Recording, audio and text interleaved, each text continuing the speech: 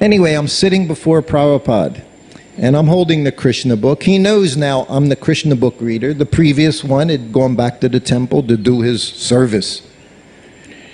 And very first time, and Prabhupada looked at me. He looked at me, and he said, "I like the Cowherd Boys very much." And he smiled, and then he said, "Read." And I started reading a Krishna book story to my spiritual master. And the others were all sitting there. And we're listening, we're excited, and Prabhupada's sitting, eyes closed, and he's listening. And it was a story about Krishna killing a demon. I don't remember the story, but I remember what happened. Because as I'm reading along, very casually, nicely, I came to the point where he slaughtered this demon. You know, we're young boys. You know, I relished horror movies, blood. You know, we like these things, all these nasty things. So when I got to the point and I'm just reading, Krishna, bam! And Prabhupada starts laughing. You haven't seen anyone laugh until you saw Prabhupada laugh. I don't think there's any video seeing the development, the stages of laughter that one can have. Because you can laugh. And Prabhupada started laughing. But it didn't stop. Then his body started shaking. And he's laughing, and the laughing is getting louder. So now we're all laughing. Because he's laughing. That's the only reason we're laughing, is because he was laughing. We heard Krishna killed the demon and we enjoyed it, but it didn't hit us. But Prabhupada just, his laughing increased.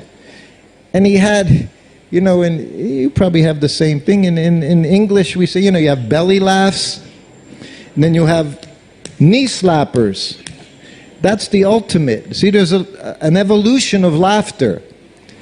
So Prabhupada starts laughing, and then his body's shaking, and then his tears are coming out of his eyes, and then the belly's moving, and then finally he's slapping his knee. He's hysterical in ecstasy.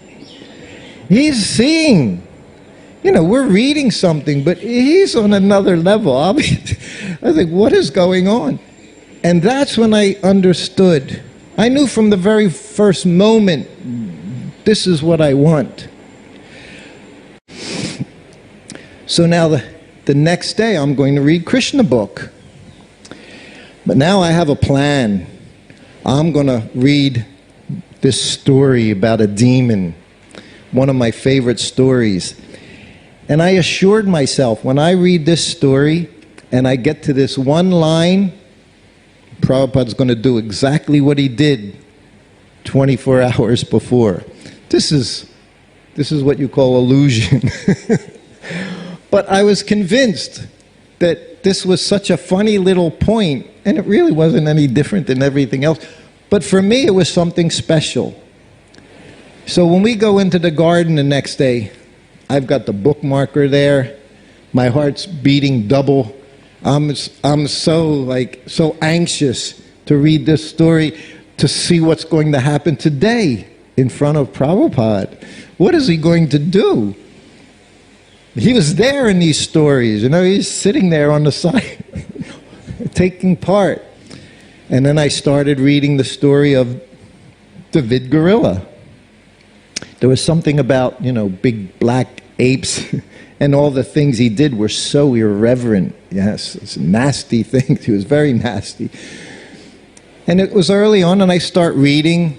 He's behind the trees and the bushes, and the fire sacrifices going on. He's busy making faces at all the young old girls, the gopis and all. So you're a young boy. These things are very fascinating and funny. To me it was. This was like my sweet spot of humor. And I got to the point where he starts passing urine on the sacrificial fire. I thought it was hilarious. So my heart just, and I said it. And as soon as I said it, what happened? Prabhupada starts laughing, just like the day before. And his laughing grew and grew, from just coming from his mouth to his body and his belly. Prabhupada had a nice, we say Brahmin belly. Prabhupada had a nice little Brahminical belly I would rub every day, hoping something would happen. Something's going to happen. I keep rubbing that belly, you know, waiting for... And his belly, and he's slapping his knee, slapping and laughing, and we're all in ecstasy because it's falling over. There's no choice. You're in the ocean now, you know, and everyone's in ecstasy, laughing, and I'm laughing and laughing. And then we continued on. So he did exactly what I was hoping he would do. Somehow or other. Exactly. I never thought about it at the time. That was pretty miraculous. It was wonderful. The next day comes. And that's what I said. Memory intelligence comes from Krishna. Now, if I had thought it through, I would look for another demon story. Because I thought this was the sweet spot for Prabhupada. As soon as, Prabhupada knows everything Krishna wants him to know. And he certainly knew all of us characters in front of him.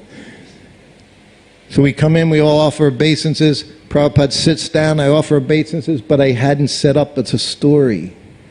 But as soon as I sit up, and Prabhupada never said he would look at me and go, read. That meant read. As soon as I sat up, he looked at me, he said, read. There was no chanting, no talking, Prabhupada saying different. He looked at me and said, read. Because now he knows he knew what's going on all the time. And I start looking. I'm trying to find the next demon trying to kill Krishna and Balaram. And he looked at me, he said, anywhere. He said, Krishna's like a sweet ball. Wherever you bite, it's sweet. That's something you have to understand over and over again. He would always say, devotees could come into the room. Prabhupada said, get a book. His shelf had nothing but his books. When I first joined him, there were like 3-4 books on the shelf. Not Chaitanya Charitamrita, the teachings of Lord Chaitanya, Nectar of Devotion, first volume of Srimad Bhagavatam, Bhagavad Gita, that was it. You know, 3 years later, there's 60 books on that shelf. No other books, no magazines, only BTG magazine. And he's reading his books. I've always marveled at it. So, I read that story, but then that level of ecstasy and laughing, those things didn't happen that time. But that was all right. That was okay. I learned a very valuable lesson. Huh? You don't pick. You don't nitpick.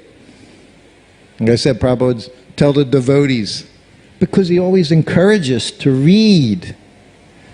So if he was in a place like Perth, Australia, these places where there were no temples, he held classes in his room.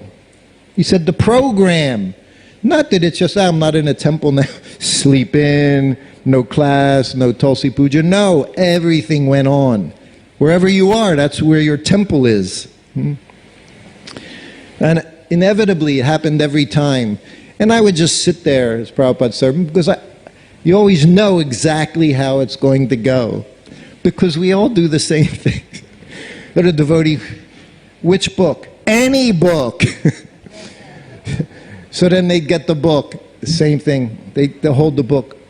Where should I read? Anywhere, Prabhupada would say. He was always trying to show us, just be Krishna conscious all the time, always absorbed in Krishna, this way, that way, doesn't matter. Just do it. And then they would start reading. And Prabhupada would sit and listen to his words. You know?